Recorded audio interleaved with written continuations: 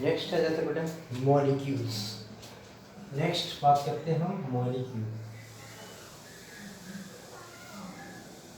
When two or more atoms combine to each other to form molecules. Molecules can exist in free state. Molecule can exist in free state.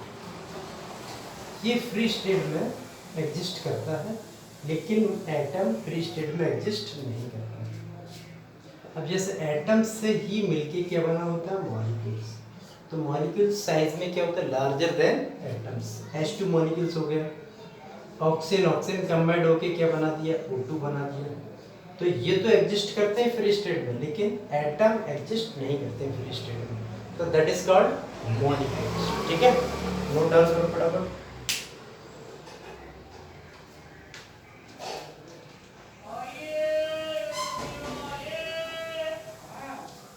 अब next आ जाता है, हम discussion करते हैं matter के बारे में। किसके बारे में? मैटर। मैटर देखो, मैटर क्या होता है? कोई भी substance, any substance around us और कॉल्ड मैटर। मैटर क्यों बोलते हैं? हमारे चारों तरफ की कोई भी ऑब्जेक्ट है इज कॉल्ड मैटर। क्यों बोलते हैं? देखो यहाँ पे, the substance which has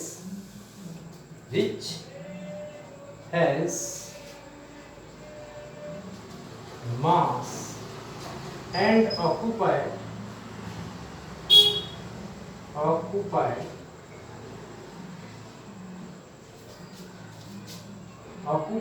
space is called matter।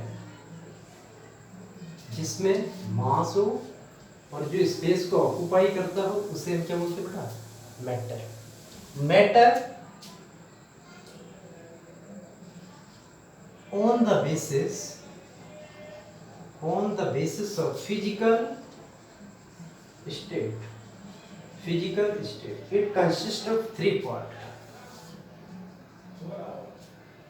किसके बेसिस पे? फिजिकल स्टेट के बेसिस पे कितने टाइप के होते हैं बेटा matter?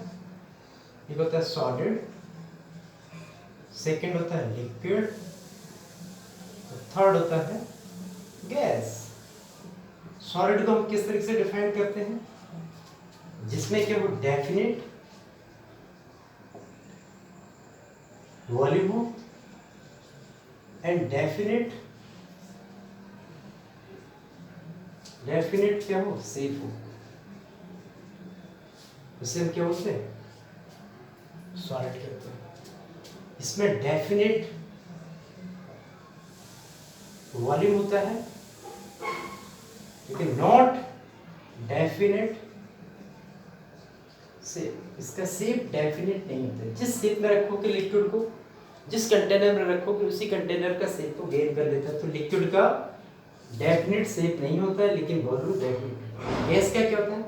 Both are not definite, both are not definite. ना तो इसका वॉल्यूम डेफिनेट होता है, ना ही शेप डेफिनेट होता है। तो इसके बेसिस पर, फिजिकल स्टेट के बेसिस पर मेटल 3 टाइप्स के हो गए। अब माइक्रोस्कोपिक बेसिस पे,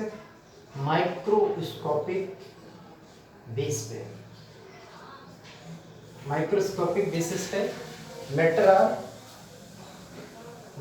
2 types. Matter are 2 types. Number 1 होता है मिक्सचर, सेकंड होता है प्योर सब्सटेंस।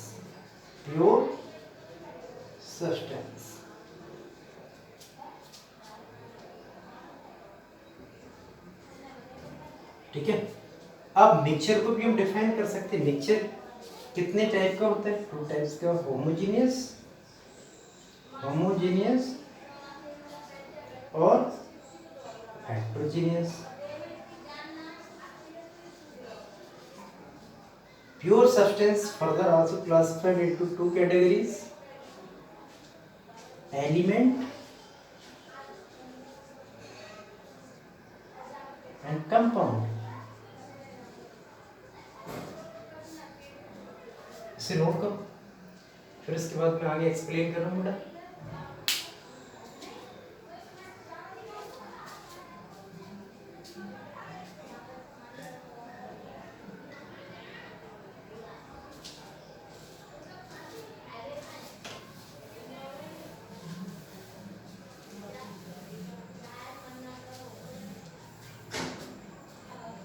सबसे पहले हम डिफाइन करते हैं मिक्सचर। मिक्सचर क्या होता है?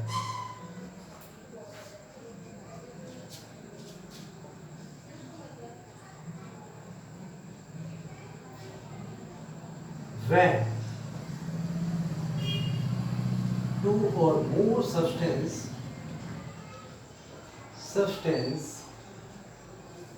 combine to each other, in any ratio, ये वर्ड याद रखना बेटा, in any ratio to form mixture। अगर किसी भी रेशियो में 2 या 2 से ज्यादा सब्सटेंस को मिला दें, किसी की कम अमाउंट किसी की ज्यादा अमाउंट मिला दें, that is called any ratio, तब क्या बनेगा? मिक्सचर। मिक्सचर की भी 2 टाइप्स होते हैं बेटा।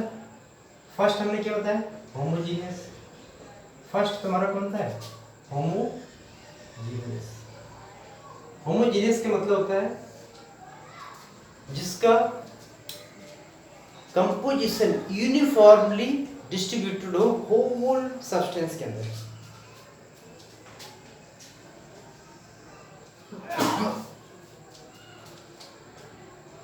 सॉरी, द सब्सटेंस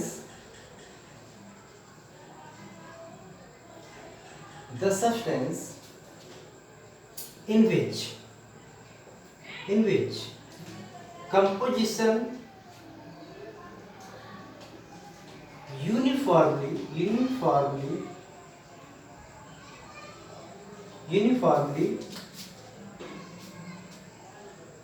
distributed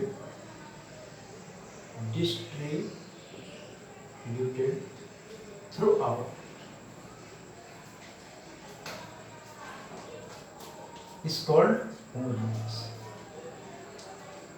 अगर हम सेकेंड बात करें heterogeneous,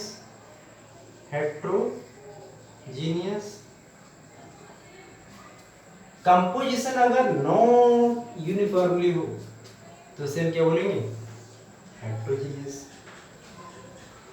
the substance in which composition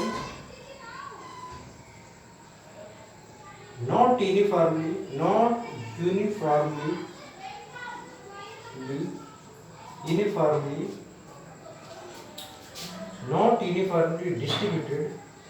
distributed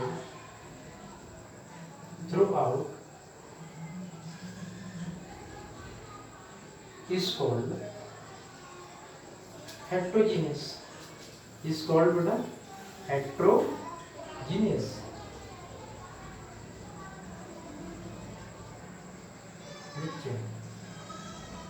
ठीक है बेटा, जिसमें नॉट यूनिफॉर्मली हो और जिसमें यूनिफॉर्मली हो उसे हम होमोजीनियस, जिसमें नॉट यूनिफॉर्मली हो उसे हेटेरोजीनियस।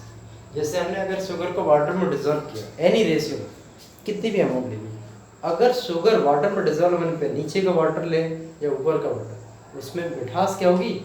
बराबर की होगी, तो उसे हम क्या बोलते हैं? यूनिफॉर्मली। अगर कम ज्यादा हो जाए नॉट यूनिफॉर्मली तो उसे हम क्या बोलेंगे? हेटेरोजीनियस। क्लियर? तो ये तुम्हारे क्या थे? मिक्सचर के टाइप्स। अब आ जाता है तुम्हारा बेटा प्योर सब्सटेंस। नोट डाउन कर लो, इसे नोट डाउन कर लो।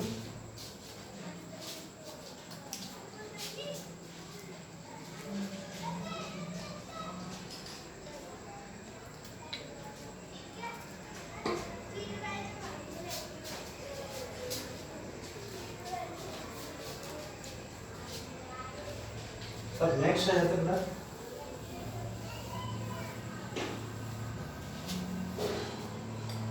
Pure substance.